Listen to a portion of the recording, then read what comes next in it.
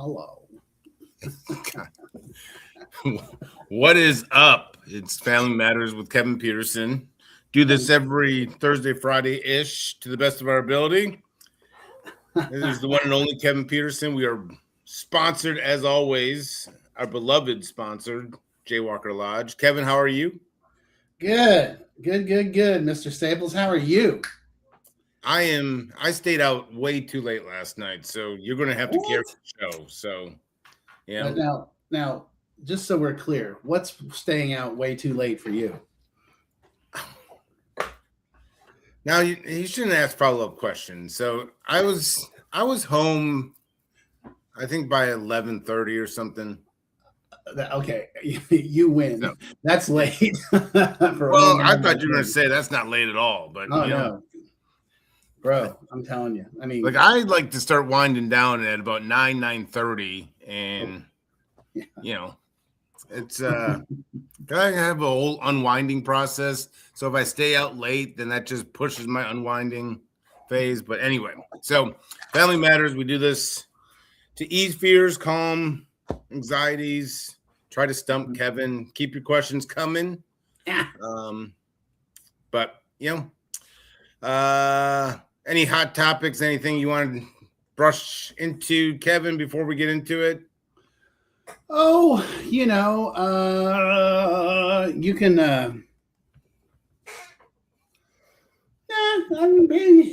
Let's play dealer's choice. What do you got? Jeez.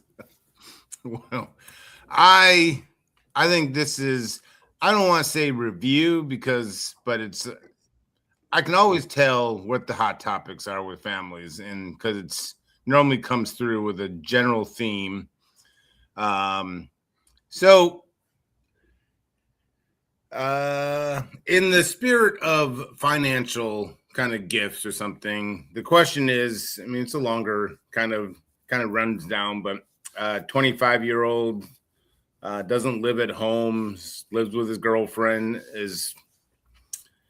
had substance abuse issues for 6-7 years. So here's a mom and dad that sounds like boundaries, everything in place. She just wants to know, as far as he's got a birthday coming up, you got Christmas, you got, are we holding back gifts? I'm sure sending him money is not the best idea, but what is the overall belief, advice around gift giving with someone we don't like their lifestyle, but we still want to celebrate birthdays and so forth? Oh my gosh! I wish I could.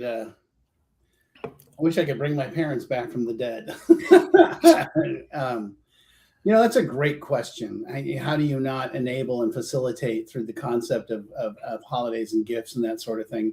And I would tell you that to a certain degree, I mean, depending on how far down the road they are, et cetera, et cetera. I mean, if we got somebody who's doing fentanyl living on the street, I don't care what you give them, they're gonna sell it, So, but if we're just talking about a 25-year-old's got a job, drinking too much with a girlfriend, I would not give him cash, no gift cards.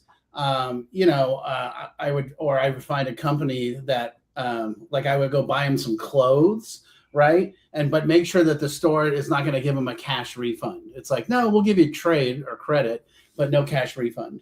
And that's not going to take very long. Just Google it. Someone's going to come right up, and I'm sure the 25-year-old drug addicts and alcoholics are going to look at me like, you're a Judas, how dare you? But it's like, yeah, I'm sorry. So, because one of my favorite questions, right, when we do family weekends, or when and I have like 10 families in the room, I'm like, okay, first question, everybody in here who bought their kid drugs, raise your hand. And they're all like, oh, no.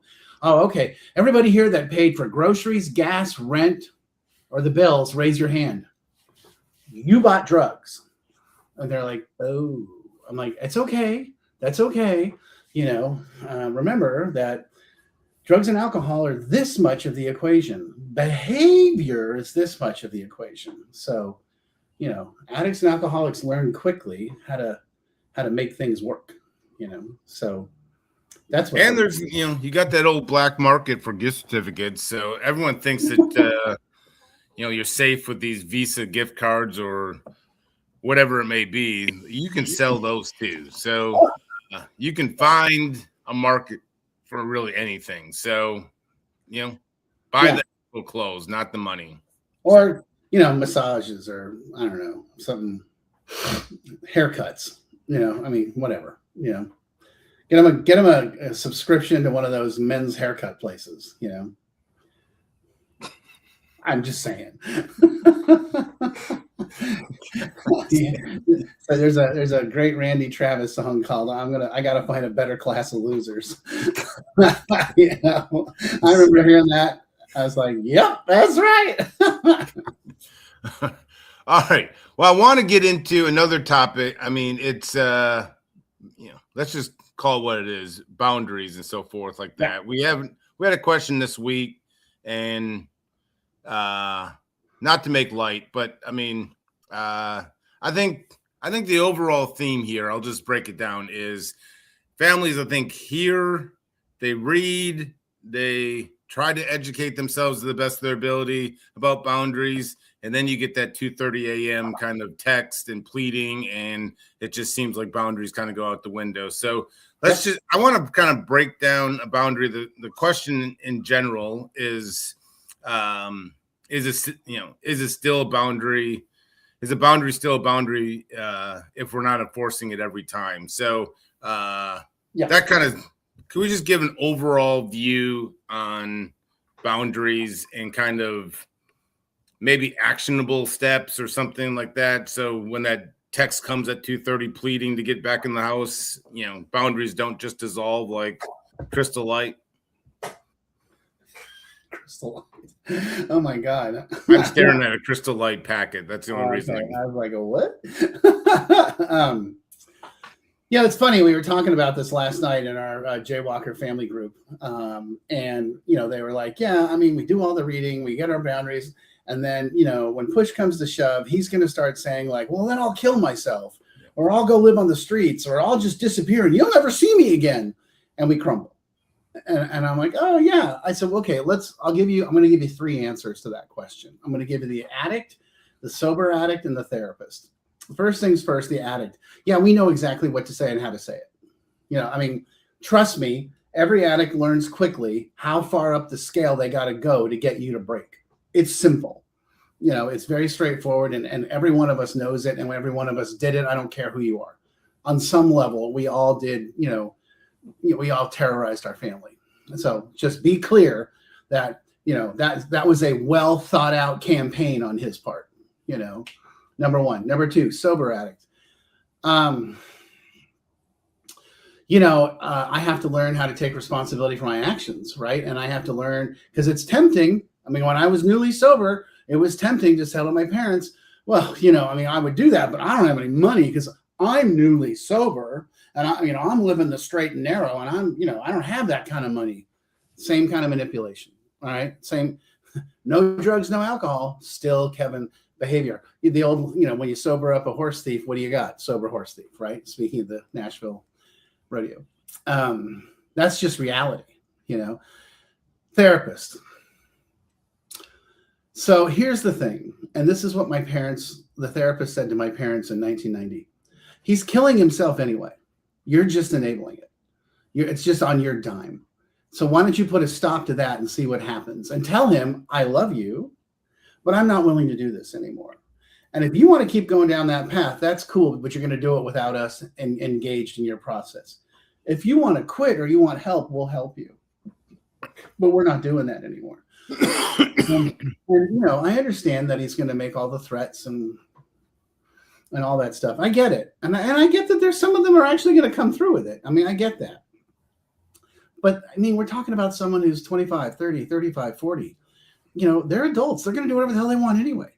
You're not going to be able to control their behavior. See, here's the thing. Oh man, you got me. I'm okay. I'm ready to preach it out. Okay. He's not the issue. You are. Because you're coming because you're coming at it from your wound. You're not coming at it from a position of strength or spiritual integrity.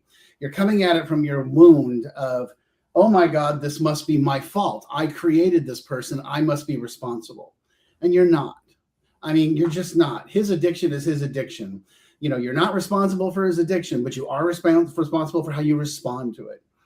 And in one of our clinical meetings a week or two ago, our director of operations, Craig, this great guy, he has like his adorable little 4-year-old girl named Margaret, who I just dote on. She's the greatest. He made a really astute statement. He's like, I realized that I was parenting out of my childhood wounds, and that the only way I was going to be an effective parent for my daughter is if I healed my wounds so I could be present for her. And I was just like, okay, Greg, when are you going to come on my Thursday night meeting and talk to my parents? Oh my God. I mean, that's the essence of the whole thing right there, you know? So I got you excited right there. The therapist, Kevin, you know.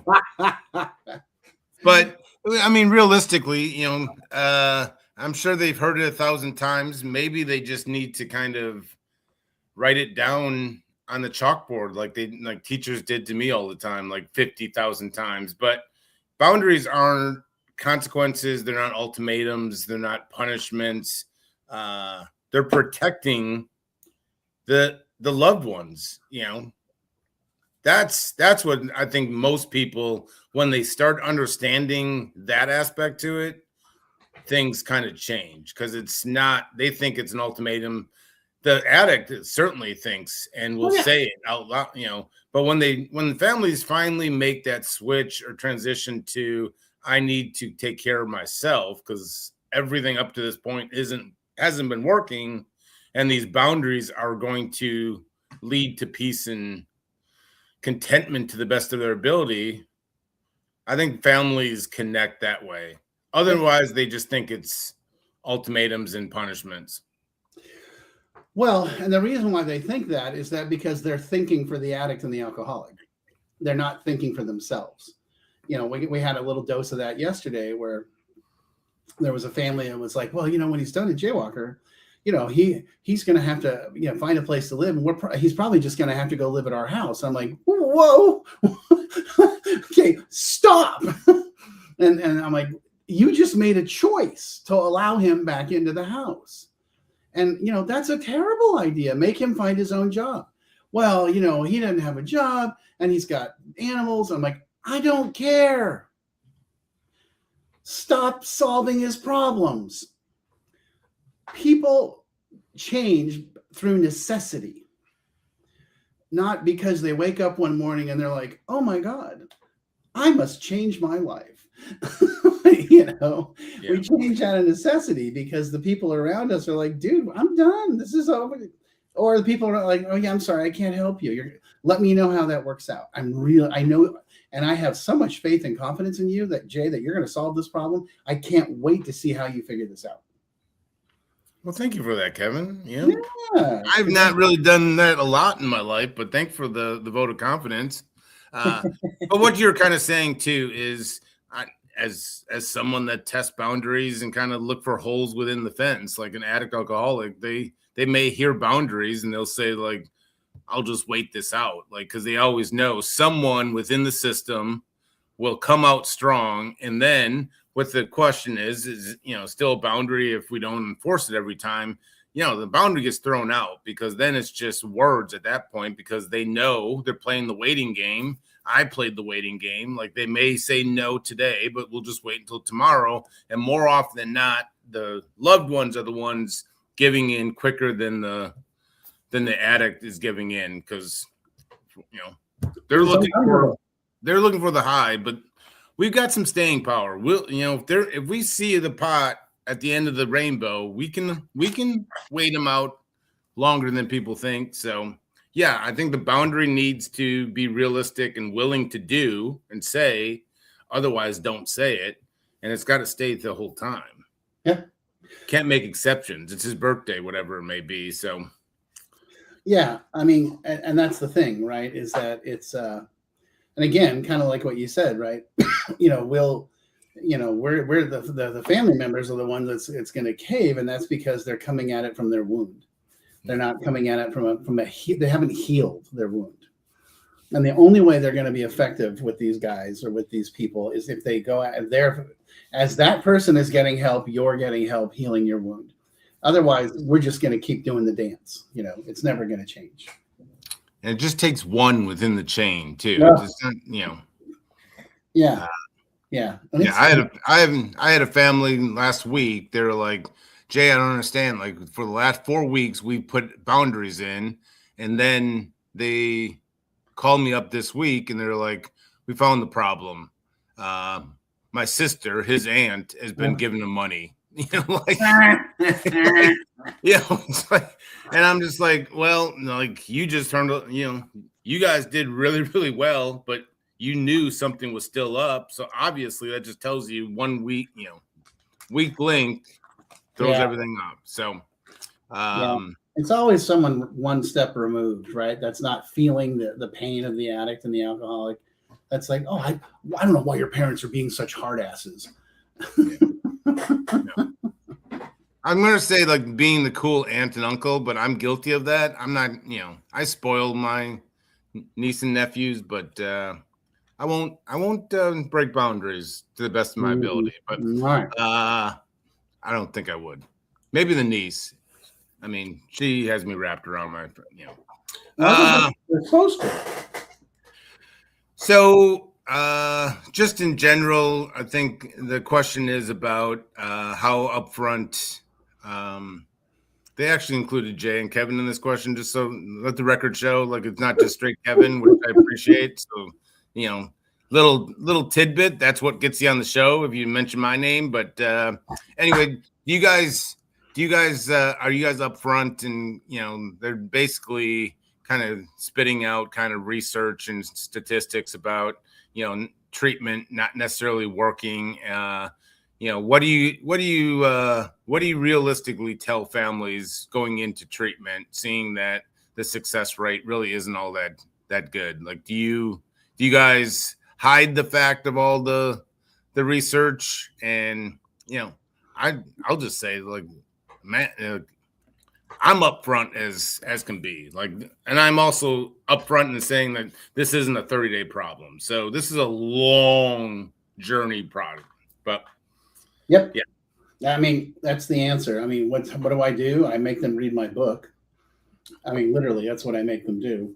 And then they come back and understand, oh, okay, using my insurance for the 30-day program, that's a waste of money and time. I'm like, yeah, I mean, I don't mean to be mean, right? But it really is. And I mean, are there some 30-day programs that are actually pretty solid? Yeah, sure, of course. I mean, I know some guys and some places that I really think are awesome. And if somebody comes to me and says, hey, all I have is the deductible in my insurance, I'm like, okay, cool. But then let's talk about the 6-month, 9-month, 12-month plan on that. Because this person is right. The statistics are terrible. They're like, 30-day programs have about a 4% success rate of getting somebody to a year. I think it was the last big one we did as an industry. I mean, a little shameless plug here, self-promotion. That's why Jaywalker is a 9-month program. We see success. We see tremendous success with people that stick with us. About half the people that do just 90 stay sober for a year. About 75 to 80% like do 6 months and then leave, stay sober. And then obviously 9 months, you're getting about the 90% factor, those are just in-house statistics, but that's the reality. I mean, it's just a hard, cold reality, no, they're right. No, I don't dance. I don't hide. I tell people up front. And if they tell me, hey, look, I can't afford that, I'm like, okay, cool. Let's make a plan. And then you're going to have to hold them accountable to the plan, because the plan is going to be, sure, go do the 30 days or whatever they'll give you. Might not even be 30, And then when you get out, we got to talk about what's the next step. Is it sober living, IOP? Yeah. The longer they can stay engaged, the better their chances are. Yeah. I always call 30-day or 28-day, whatever it is. I call that, in my opinion, it's detox, because I think that takes when you leave 30 days, your brain is basically just drying out. But people are like, no, detox is like 3 to 5 days. And I was like, well, that's insurance company lingo. Like I'm just like 30 days is my version of detox, because you see anyone coming out of 30 days and say like they feel a ton better. You absolutely, but that doesn't mean like your brain is just getting back to kind of restarting. Barely. If you look at the brain scans, the difference between someone who's using and someone who's 100 days clean and sober, it's very minimal. You got to get into the 6-month, 9-month plan where you start seeing significant change. And here's the thing too, and this is a significant piece of this. We're seeing at Jaywalker so many guys come in with cannabis-induced psychosis, and I got to tell you, sometimes it's 8 weeks, 12 weeks, or longer for them to come back to earth, and they do, and but then there's always some pretty heavy, behavior stuff that has to be looked at as well. But it just takes longer, and it's not going to happen in a 5-day detox or even a 30-day program. I mean, we get guys at 30 days that are still like, I can't tell you because the people on the other side of the wall are gonna, they're gonna come get me, and it's like, okay, cool. I'm not gonna argue with you, but let's just keep doing what we're doing. And then a month later, you're like, new person. You're like, oh, okay, and I get it. That makes perfect sense. You just have to be patient, especially today with what the stuff we're dealing with today. Yeah. And that stuff can be bought at any 7-Eleven or sometimes corner store. So, I don't know if I could have made it as a drug addict in these days. I don't think I could. Pretty sure I wouldn't be here. I said yes, please, far too many times, and I didn't ask follow-up questions like, what exactly is this? I just said yes. So it's my favorite. God bless the 90s. God bless the 90s. But anyway, Kevin, you did well. Take the rest of the day off. All right. I will, other than the next 5 hours. Yeah. Well, I'll call your bosses.